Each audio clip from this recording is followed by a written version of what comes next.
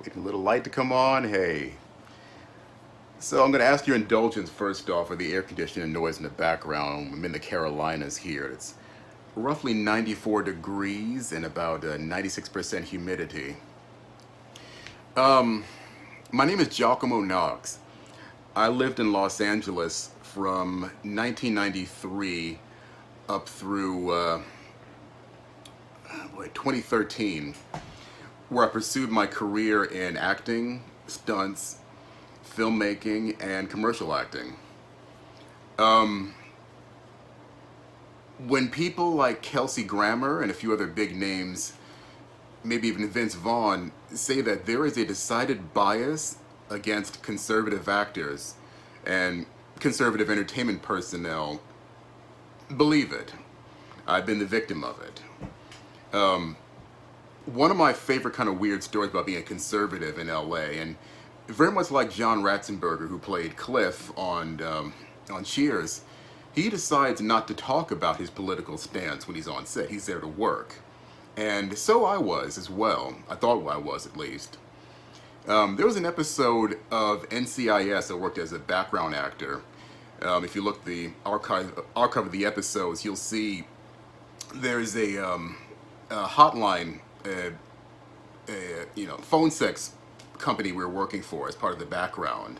And so I had dreadlocks back then. You'll see if you look at my reality show, Week with My Father, on the internet, you'll see I had long braided hair at one point in my life. I miss it a little bit. But point being is some of the folks were actually actors, and some folks were kind of splinter lifestyle folks, people that were really into goth and people that were S&M and such, and I was just an actor. So this young lady was, I affectionately call her, Morticia Addams, decided to strike up a conversation with me, and I thought we were having a great time, until she broke the cardinal rule of having a conversation with a stranger, which is, you do not talk politics, religion, or sex when you're first getting to meet someone. And so after our, hour-long conversation or so between takes, she decided, this goes back a few years during the election runoff between George W. Bush and Al Gore. And the liberals were all up about, Bush stole the election, blah, blah, blah, blah, blah, and she broke that cardinal rule. She's going on about how Bush stole the election and how she couldn't get any more abortions, and at this point, it's bubbling up inside of me. I'm like, I don't want to have this conversation. And really, as a man, I should have said, hey, that's between you and whatever God you worship. That's not what I believe in. But as you can see the tattoo, I am a Marine, and I don't really have a filter. I'm getting a little older now, but that's not really that important. And so when she got off on her, I'm going to Canada, I'm going to leave America, blah, blah, blah, I said, listen, I don't agree. I don't agree that Bush stole the election. I agree it was a fair process. It went up to the Supreme Court, and Bush won Florida by a very small margin of votes. She looked at me like I just stepped on her puppy, walked away from me, and for the rest of that 12-hour shoot did not say one stinking word back to me, period. Not even a wave. I'm like, okay, I didn't bring up the conversation, you did, so you can walk off all the little butt hurt and everything else. But flashing forward to me producing my reality show, A Week with My Father, I do hope you'll check it out because it's a story of when I met my dad. My dad and I were estranged for 33 years. The last time I saw him I was 5, and I did not see him again until I was 39. And me and my friends got some money and some cameras together and shot the reunion. Well, when you work outside of the Hollywood system, it's a lot harder to get a project like that distributed and produced.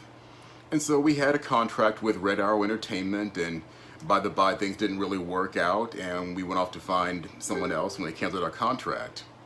So down the road, I'm going to go ahead and name a few names here, I cold called William Morris Entertainment. I mean, that's a pretty bold thing for a guy like me to do, who is not made of money. As you can see the crappy background behind me.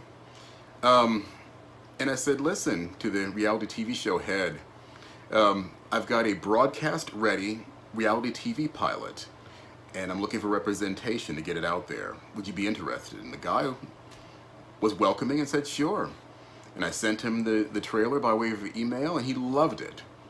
And so he shopped it around for a while, and he found a new production company that's headquartered in Venice that came out of Canada, and she called us in for an interview, and I flew from Texas out to LA, made a big deal of it, saw my old buddy Cricket Yee, and thought that that was going to be it. I mean, I finally got a chance to get my reality show fully produced and out there.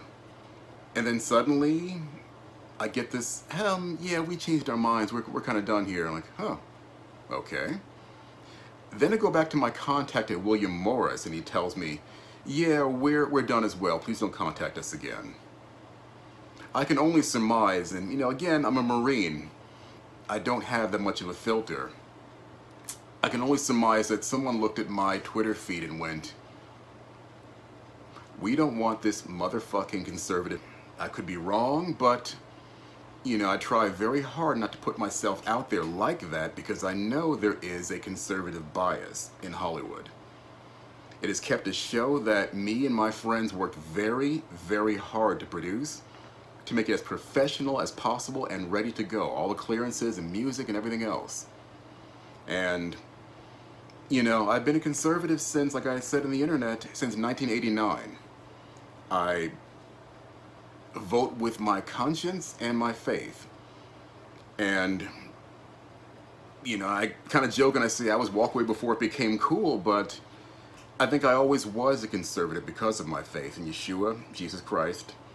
And I needed to vote that way and vote for people who reflected my values. Not to mention, I try my best to spend money wisely and not just toss it out there into the world. I believe in hard work. And that's my walk away story. Shalom.